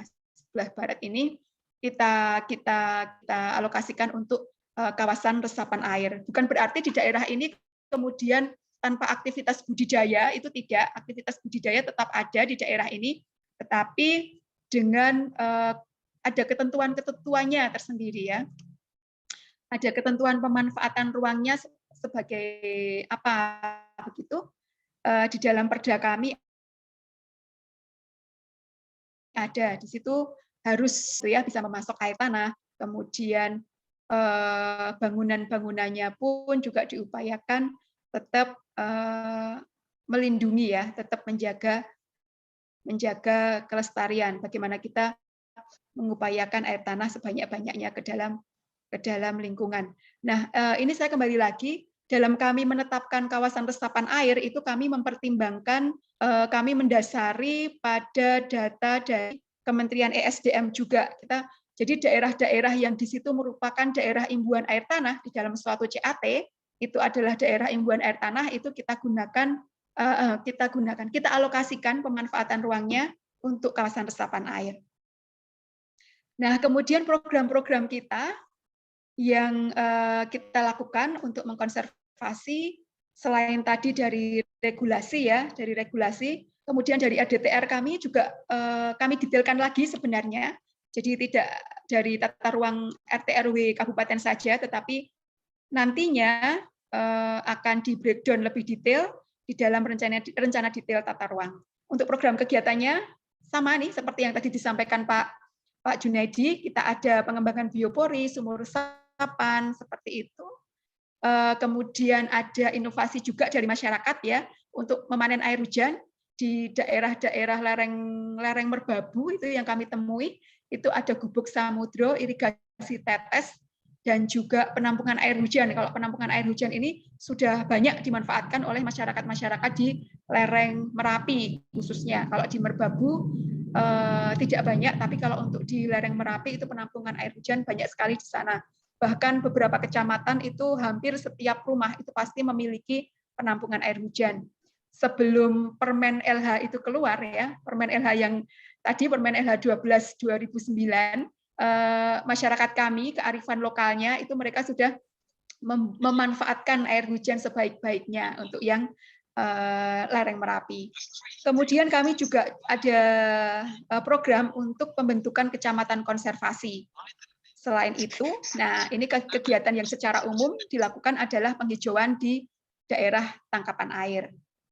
Ini tujuannya oke lah seperti itu, nanti bisa dibaca sendiri. Ini beberapa bukti kegiatan kami. Selain kami mengacu ke Permen LH 12 2009, kami juga mengacu ke Permen PU 11 2014, bagaimana untuk pengelolaan air hujan di bangunan gedung, itu kami menggunakan itu. Kemudian, oke, ini cepat ya. Gubuk samudra ini bisa dipersani, dilihat ya kayak gubuk begitu rekan-rekan, tetapi di bawah gubuk itu ada tampungan untuk menampung air hujan yang dari talang-talang gubuk itu ya, ada penampungannya. Dan air ini nanti akan digunakan pada musim kemarau untuk mengairi ini tanaman-tanaman sayuran yang ada di lereng merbabu. Selain itu, ini yang tadi kami sampaikan untuk kecamatan konservasi. Tahun ini kita coba cetuskan ya kecamatan Taman Sari itu menjadi kecamatan konservasi. Memang baru satu yang coba kita upayakan. Nah, kegiatan ini diinisiasi oleh pihak swasta ya dari Aqua. Nah, kita tahu bahwa Aqua yang ada di Klaten itu catchment areanya ada di lereng Merapi. Nah, maka di situ Aqua, kemudian ada LPTP, kita juga pemerintah Kabupaten Boyolali, kita bareng-bareng menggarap Kecamatan Taman Sari ini menjadi kecamatan konservasi. Harapannya nanti kalau ini sudah jadi, sampai sekarang ini belum tuntas dalam kami mendesain. Jadi rancangannya itu mau seperti apa, ini belum final rancangannya mau seperti apa, tapi harapan kami kalau ini nanti berhasil, kita bisa mereplikasi di kecamatan-kecamatan lain untuk menjadi kecamatan konservasi. Dan di dalam konsepnya, kita tidak akan pula meninggalkan ya yang dari tiga segitiga tadi, jadi konservasi, kelestarian ekosistem, kemudian dari aspek ekonomi, juga dari aspek keadilan sosial, itu tetap kita upayakan dalam program ini. Ya, mau. Sudah habis. Dipercepat lagi lah, 1 menit lagi lah. Oh, Pak. 1-2 menit, Pak Bu Enda. Iya, baik Pak. Maaf Pak, ini terlalu karena lama tidak ketemu ini Pak, jadi suka ngobrol. Nah, ini nanti konsepnya seperti itu. Kalau rekan-rekan ada yang tertarik ya, ada yang berminat seperti apa, nanti bisa datang ke Boyolali, itu monggo silahkan sekalian datang ke Kecamatan Taman Sari. Itu monggo kami ini ya, silahkan saja kalau ada yang mau belajar lebih lagi. Jadi secara ekonomi nanti di Kecamatan Taman Sari itu coba kita kembangkan kopi ya, kopi karena kalau yang pernah ke Boyolali itu ya, kopi sekarang sudah mulai dikembangkan, ada kafe-kafe begitu ya. Kalau kita ke Selo itu banyak orang yang sekarang sudah minat ngopi di Boyolali begitu. Nanti secara ekonomi dikembangkan kopi dan teh di Kecamatan Taman Sari. Kemudian di situ juga akan dilakukan suatu pusat pembelajaran konservasi di Desa Merian. Kemudian kalau kegiatan vegetasi itu jelas ya di catchment areanya, di situ akan kita intensifkan kegiatan penanaman.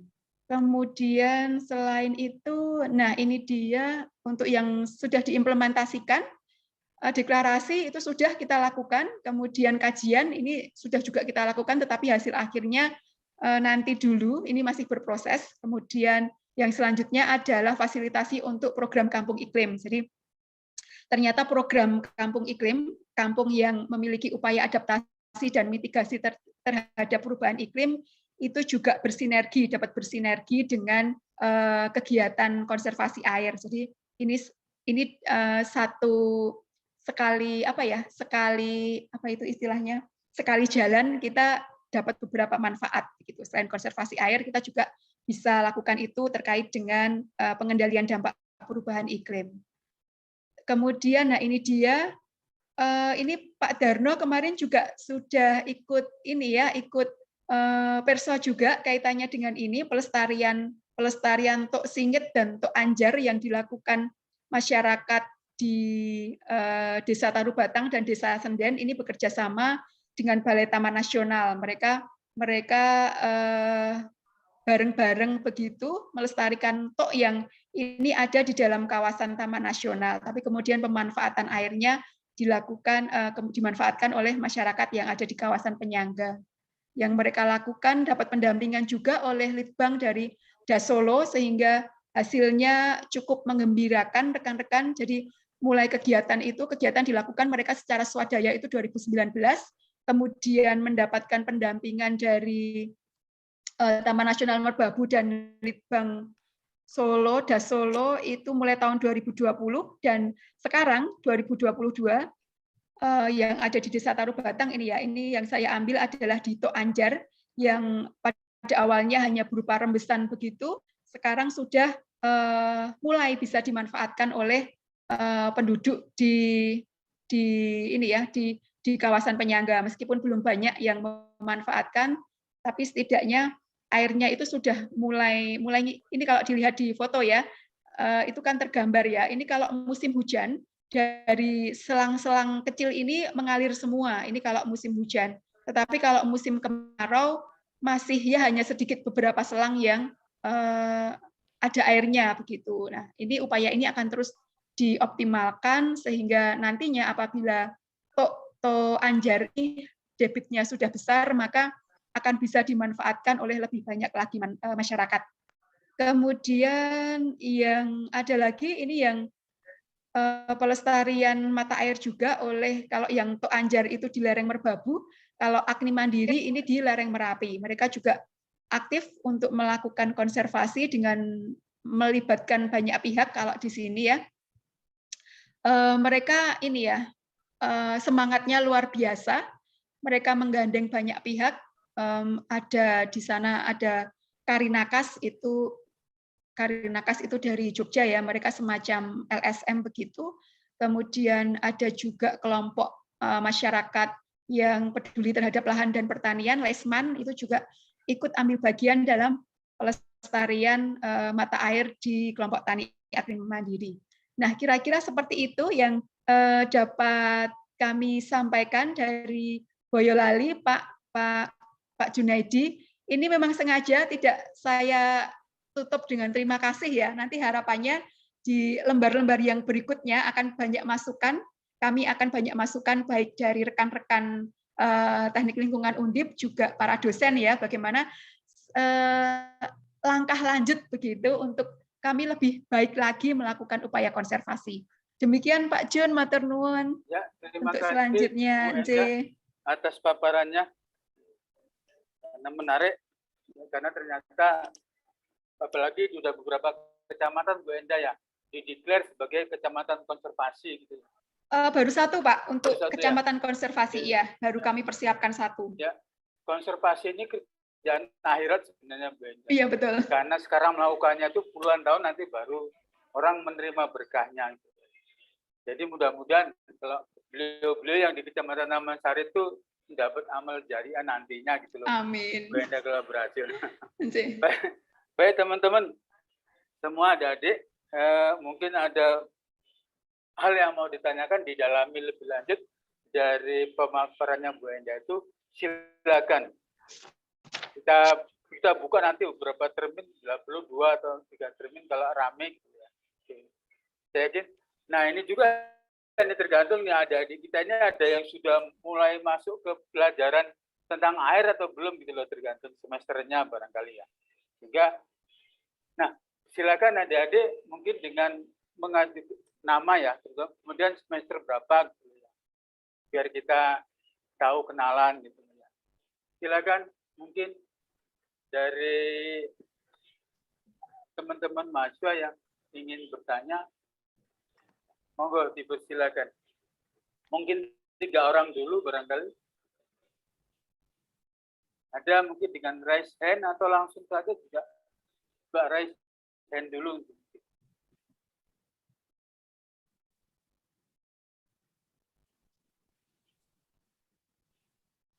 Pak Jun, izin masuk Pak Jun.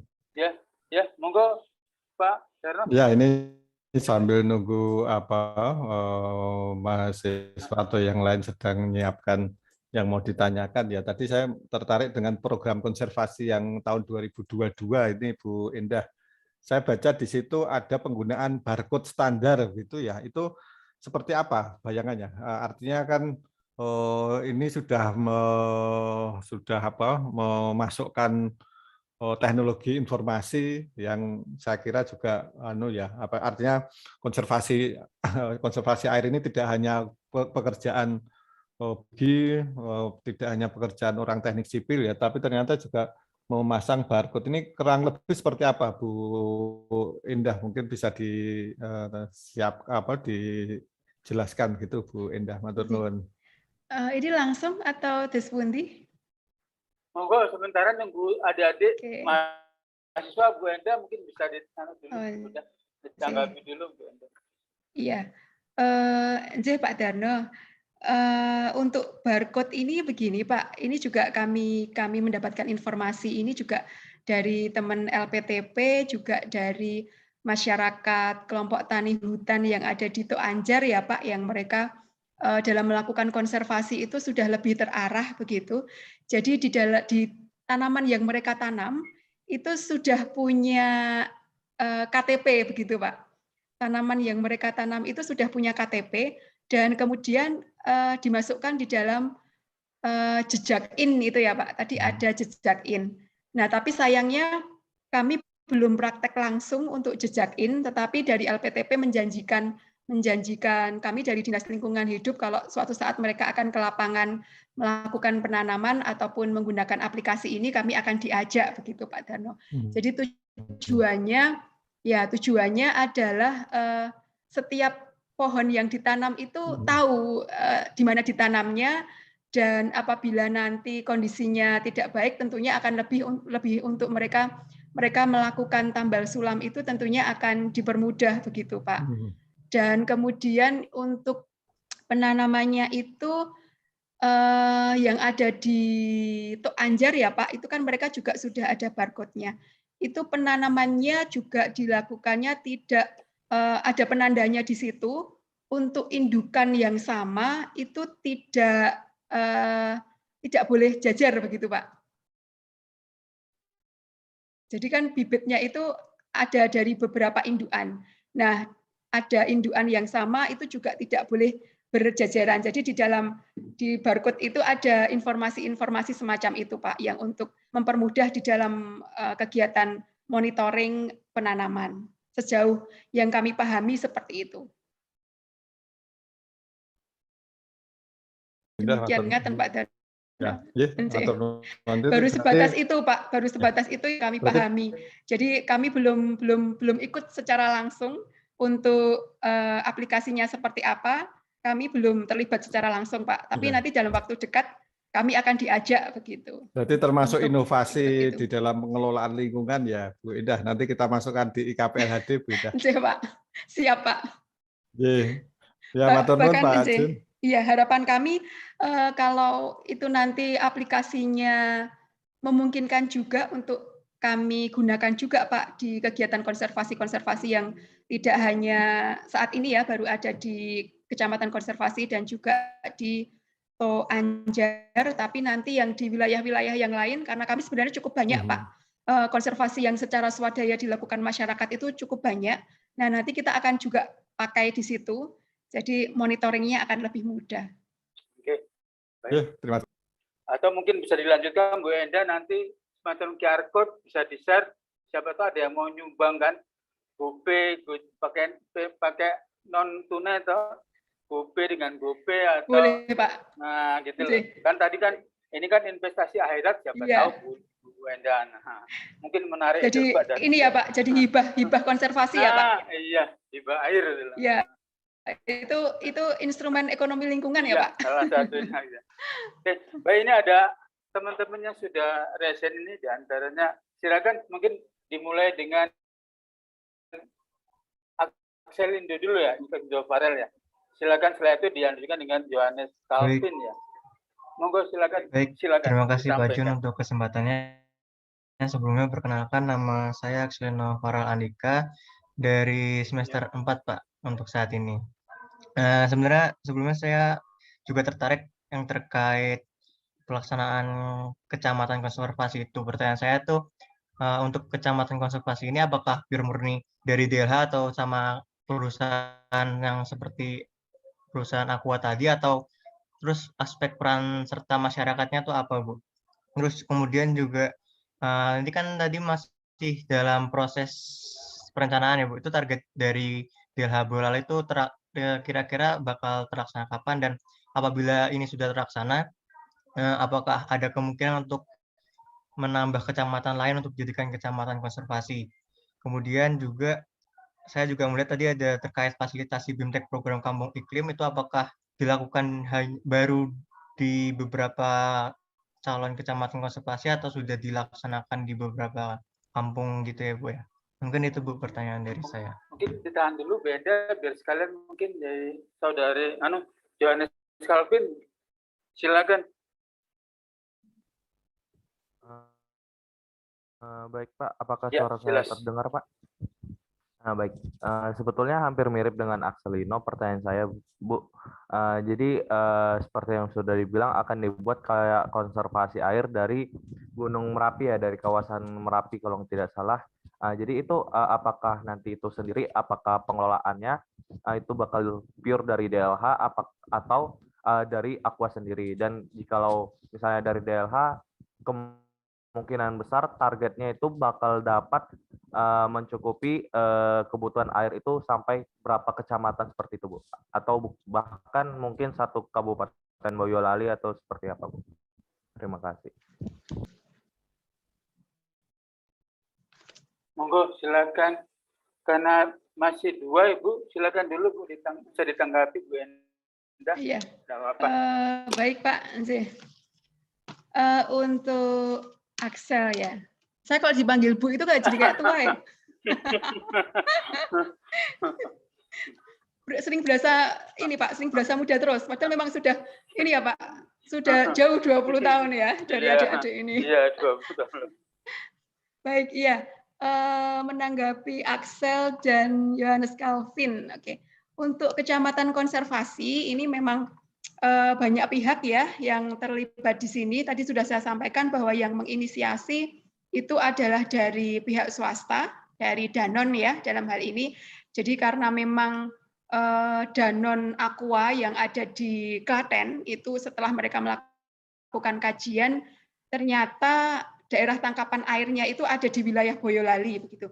Ya ada sebagian Klaten juga, tetapi untuk imbuannya, hulunya itu adalah ada di Taman Sari, begitu, ada di Kecamatan Sari, khususnya di Desa Merian ya, tadi khususnya di situ. Maka Aqua Danone ini menggandeng LPTP, jadi semacam apa ya kalau kita bilang LPTP itu semacam NGO begitu, untuk melakukan fasilitasi juga advokasi terhadap kegiatan ini pembentukan kecamatan konservasi. Nah, untuk pemerintah Kabupaten Boyolali sendiri kami menyambut baik program ini ya, dan nantinya kami juga akan dukung program ini dalam bentuk regulasi juga. Nantinya tentu akan ada SK ya.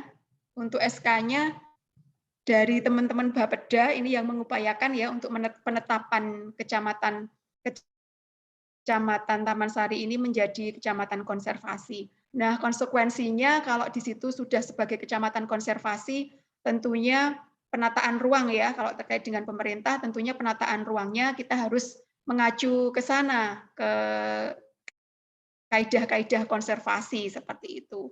Dan juga kami juga mendukung kegiatan di sana untuk kita kita sinergikan dengan program-program yang ada di pemerintah daerah. Jadi seperti itu. Kemudian peran serta masyarakat. Nah, peran serta masyarakat di sini adalah sebagai pelaku begitu ya. Kami dari pihak baik itu NGO, pemerintah maupun swasta, kita yang siapkan perangkat-perangkatnya begitu ya. Perencanaan programnya seperti apa. Kalau dari pemerintah dan dari pemerintah regulasinya seperti apa, kemudian dari Danon itu banyak ke pembiayaannya, meskipun dari pemerintah daerah tentu juga ada sharing pembiayaan di sana, itu nanti seperti apa. Nah, aspek ini masyarakat ini adalah sebagai pelakunya begitu, pelaksananya seperti itu, pelaksana dari program ini. Pelaksana sekaligus nanti juga penerima manfaat begitu, penerima manfaat dari program ini. Selain dari Danon sendiri yang pasti sudah pasti ya, dari pihak swasta juga akan menerima manfaat dari kelestarian mata air, jadi mata air yang dia ambil ya, jadi kondisinya lestari, dan kemudian masyarakat juga akan menerima manfaat dari baik itu secara ekonomi dan juga penguatan kapasitas dari masyarakat sendiri. Untuk pelaksanaannya kita harapkan 2030 ya, 2030 kita sudah bisa menerima manfaat dari kegiatan program ini, kegiatan Kecamatan Konservasi.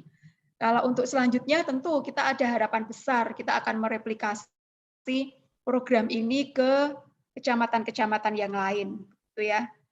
Nanti kita coba memetakan, kita melakukan pemetaan pemangku kepentingan, itu tentunya penting ya, pemetaan pemangku kepentingan siapa saja, dan kita akan bersama-sama untuk mewujudkan kecamatan konservasi di wilayah yang lain. Ini ada lagi yang mau bertanya lagi, Bu Enda.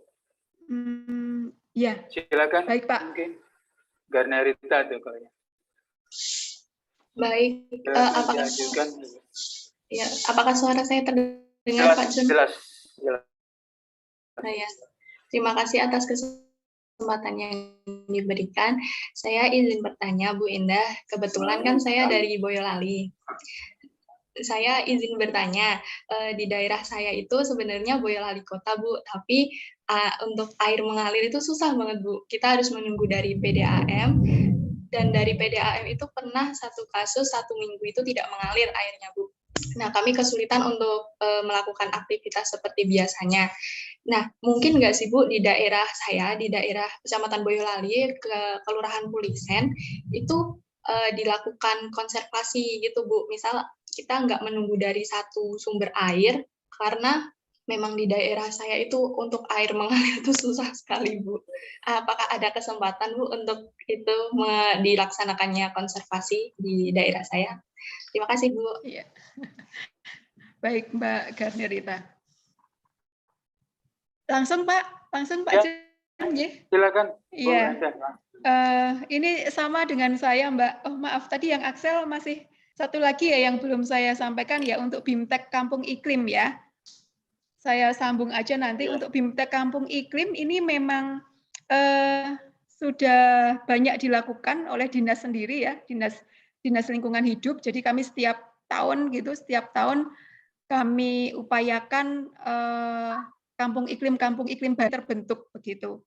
Kami ada target terbentuk kalau tidak salah ya, sebentar, kalau datanya tidak salah, sekitar 200 lah. Kami punya cita-cita untuk membentuk 200 kampung iklim. Nah, saat ini memang belum banyak, belum 20-an kampung iklim barangkali ya. Data pasnya saya lupa, tetapi memang kami ada target untuk sebanyak-banyaknya membentuk kampung iklim di Kabupaten Boyolali. Ini pun mendukung program nasional kaitannya dengan adaptasi dan mitigasi perubahan iklim. Kita punya program seperti itu. Jadi secara intensif memang kita programkan untuk memberikan peningkatan kapasitas masyarakat untuk bagaimana mengupayakan pengendalian terhadap perubahan iklim. Kemudian untuk Mbak Garnerita, oke ya ini sama, nggak hanya di Pulisan ya Mbak, saya di Singkil pun juga air tidak mudah begitu. Tahu sih, pasti tahu Singkil ya. Singkil pun air tidak mudah, tetapi beruntungnya di kami PDAM-nya tidak pernah mati Mbak. Beruntungnya di kami. Oke, untuk konservasi ini sebenarnya bisa saja ya, tidak hanya kita kok tidak terus hanya berpikir kalau konservasi itu harus dilakukan di imbuhan air tanah, begitu tidak. Dimanapun kita berada, semestinya kita punya tuntutan untuk melakukan konservasi. Nah, tentunya dengan teknologi yang disesuaikan dengan lokasi di mana kita berada. Kalau misal sudah ada di pemukiman yang padat penduduk, oke lah, sumur resapan, biopori itu masih memungkinkan. Kalau kita memang tinggalnya di daerah pegunungan, ya sebisa mungkin kalau kita nanam, kalau di pegunungan itu kan dominan dengan sayuran ya. Di sana sayuran itu sampai di pekarangan rumah pun ditanami sayuran. Nah, kita juga punya kerelaan begitu untuk merelakan lahan yang kita punya itu untuk menanam tegaan, tanaman keras maksudnya. Karena biasanya nek tanaman sayuran itu kan mereka nggak mau nih, dengan tegaan itu mereka alergi begitu ya. Nggak mau, pasti akan kecenderungannya nggak mau ada tegaan di lahan hortikultura, di tanaman sayurannya itu biasanya mereka sangat jarang mereka yang merelakan sebagian wilayahnya itu lahannya itu untuk tegaan. Seperti itu Mbak Garnerita ya, Mbak Garnerita. Jadi tidak pandang bulu lah dimanapun kita berada, mari kita lakukan konservasi. Nah kalau terus kemudian kita berpikir, lah terus menuainya kapan gitu ya? Kita kan sudah ini ya, sudah menabur dengan melakukan konservasi. Kemudian menuai airnya kapan? Lah itu dia. Yang tadi Pak Junaidi sampaikan itu kan seperti sedekah ya Pak ya. Nah, kita nggak tahu, kita mau menuai ya untuk kita menuai dulu. Kita melakukan konservasi, tapi masing-masing kita sudah meskipun kecil sudah mau melakukan ya, yang kecil-kecil ini kemudian terkumpul menjadi banyak, nah pasti itu nanti hasilnya akan kita dapatkan. Begitu Mbak Garnerita. Tetapi ini ada tambahan saya. Kalau untuk melakukan konservasi memang lebih baik adalah konservasi yang terprogram ya, konservasi yang terprogram. Kalau kita lihat dari yang saya sampaikan tadi, ada konservasi yang ada di lereng Merapi yang dilakukan oleh kelompok tani Agni Mandiri, itu sudah dilakukan konservasi yang cukup lama. Mereka lakukan itu mulai dari tahun 2014 ya. Mereka lakukan konservasi itu 2014. Jadi kalau boleh kita 2014 berarti sudah 8 tahun ya, 2014 sudah 8 tahun. Kemudian kalau kita bandingkan dengan konservasi yang dilakukan oleh kelompok tani hutan Tok Anjar yang mulai melakukan konservasi itu 2019, jadi kira-kira sudah sekitaran 4 tahun ya, kalau yang Tok Anjar itu sekitaran 4 tahun, kalau yang Agni Mandiri itu sekitar 8 tahun.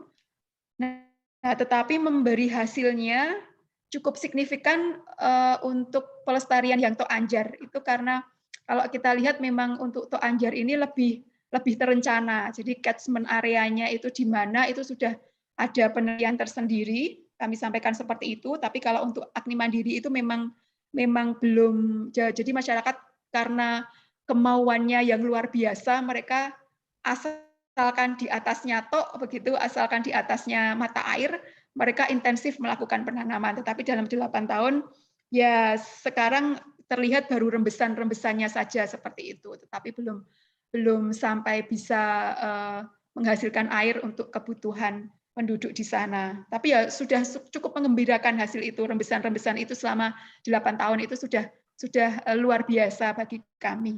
Nah ini jadi untuk melakukan konservasi ini alangkah lebih baiknya terkonsep, kemudian juga ada penelitian pendahuluan ya. Jadi apa yang kita lakukan itu tepat sesuai dengan keadaan lingkungan. Demikian Mbak Garnerita. Ya, baik. Nah, tadi sempat disampaikan Bu Enda, 8 tahun keluar rembesan tapi sudah bahagia Bu Enda. Oh iya Pak. Apalagi nanti kalau keluar mancur gitu. Jadi itulah, makanya saya sih tetap punya pendapat itu adalah pekerjaan ya akhirnya lah tadi lah Bu Enda ya. Oke, baik.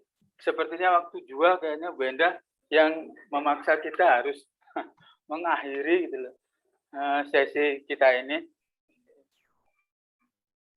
Nah, tapi satu hal tadi ya disampaikan Bu Enda, ingat bahwa untuk konservasi air tanah tetap karena airnya itu berasal dari air hujan, maka tetap dasnya harus diperbaiki. Jadi air tanah berlimpah, maka biasanya itu dasnya tercermin dari dasnya yang terpelihara dengan baik ya Bu Enda ya. Ya Pak. Jadi, nah ini juga saya kira Pak Dono menjadi ini juga barangkali bisa menjadi pemikiran kita teknik lingkungan ke depannya. Kita mungkin kita lah untuk sendiri lah ya dengan luas daerahnya sekian hektar. Sudahkah bagaimana kalau kita tadi dihadapkan dengan Permen LH nomor 12 tahun 2009, nah seberapa kita besar upaya kita sudah melakukan konservasi, apalagi daerah kita itu kan Tembalang itu katanya termasuk catchment area untuk Semarang bawah. Nah itu menjadi tantangan buat kita barangkali. Tapi ini menjadi diskusi kita lanjutannya. Tapi sayangnya saya juga tidak begitu ahli di sini Pak Darno. Mungkin saya hanya bisa ngomong saja di sini berarti. Oke. Baik teman-teman, kita beri aplaus untuk Bu Enda untuk pemaparannya kali ini. Akhir kata, terima kasih Bu Enda atas pemaparannya. Dan dengan demikian tugas saya juga berakhir tadi jadinya akhirnya. Tapi tetap ya air itu menjadi sesuatu yang ya tanpa air ya maka tidak akan ada kehidupan di bumi. Jadi save water, apakah air permukaan, terlebih lagi air tanah. Terima kasih. Saya kembalikan sekali lagi terima kasih Bu Enda, terima kasih teman-teman. Saya kembalikan ke moderator kembali. Bu Aida ya, silakan. Ya, terima kasih Bapak Junaidi yang telah memandu jalannya kuliah umum pada hari ini. Selanjutnya yaitu pemberian sertifikat kepada pembicara dan moderator.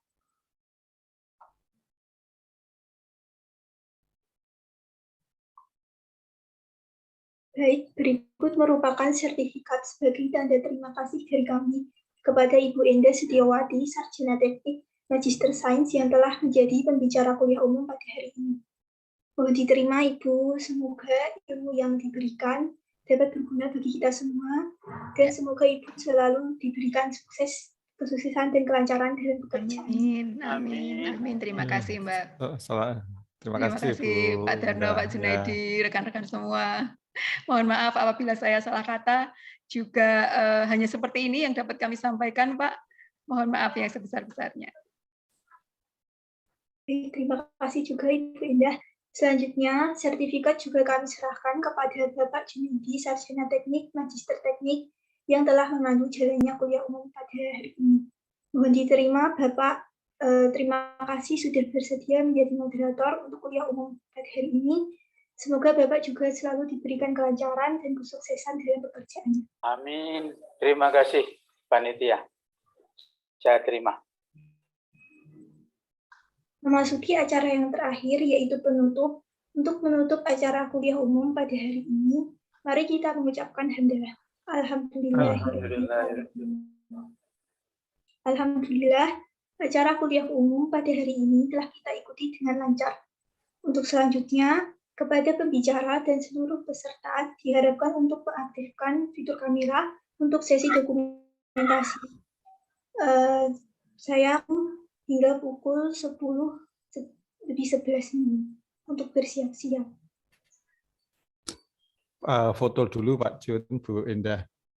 Iya. Teman-teman di kameranya di-on-kan.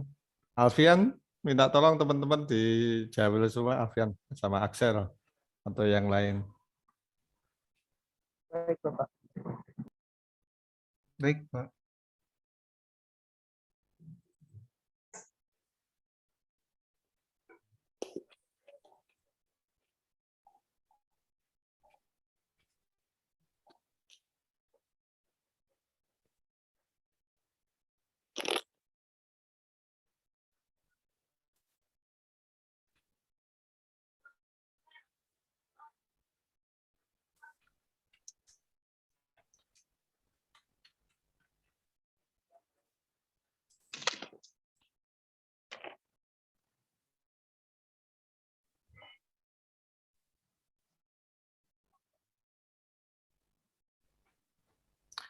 Bu Indah, kemarin angkatan 99 cukup banyak Bu Indah, siapa?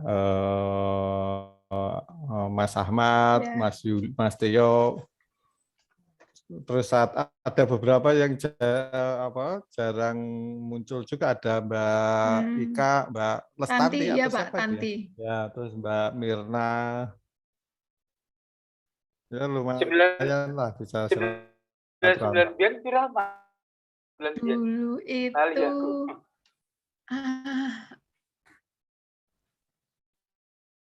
Kayaknya 50-an. Bulan Ya. lebih ya, Pak. enggak. Tidak sebanyak itu kayaknya, Pak. Saya juga lupa. Kan percobaan biar dong, Mbak. Pak. Iya. Percobaan. Kami kelinci percobaan, Pak. Tapi beruntunglah ini adik-adik sekarang menikmati Iya, fasilitas. Bu Indah. Paling tidak nanyakan gedung, Ya, Bu betul, Indah. Pak. Dan Bisa. labnya nggak harus nebeng, Ya, Pak. labnya udah punya sendiri ya. Mbak Huwaida, mungkin teman-teman lain ini enggak apa-apa, mungkin bisa diambil dokumentasi saja Mbak Huwaida. Pak Darno, Iya. untuk sesi dokumentasi kali ini saya akan memandu. Ya. Untuk operator dimohon untuk mendokumentasikan. Dimulai dari slide pertama, 1, 2, 3. Lalu slide selanjutnya, 1, 2, 3. Satu kali lagi, 1, 2, 3. Terima kasih kepada teman-teman yang telah bersedia on-cam. Izin mengingatkan sekali lagi kepada peserta diharapkan untuk mengisi link absensi dan link evaluasi yang ada di kolom chat. Demikian kuliah umum pada siang hari ini. Saya Huwaida Hansa Fikriana selaku Master of Ceremony. Mohon maaf jika ada kesalahan dalam berlangsungnya acara kuliah umum pada hari ini, baik yang disengaja maupun yang tidak disengaja. Dan kepada Allah saya memohon ampun. Saya izin pamit. Wabillahi taufiq wal hidayah. Wassalamualaikum warahmatullahi wabarakatuh. Waalaikumsalam warahmatullahi wabarakatuh. Terima kasih Bu Indah, terima kasih Pak Jun. Sama-sama, Terima Mas. kasih Terima Pak kasih. Darno. Terima kasih banyak Bu Indah. Iya, sama-sama Mbak. Terima kasih. Alvin Pelawan, cuacanya apa? Saya lagi di nggak di Tembalang. Pelawan. Izin meninggalkan ruang Zoom ya Pak Junaidi, Pak Darno, Nj, dan rekan-rekan semua. Terima kasih atas waktunya, Nj. Terima kasih Bu Indah.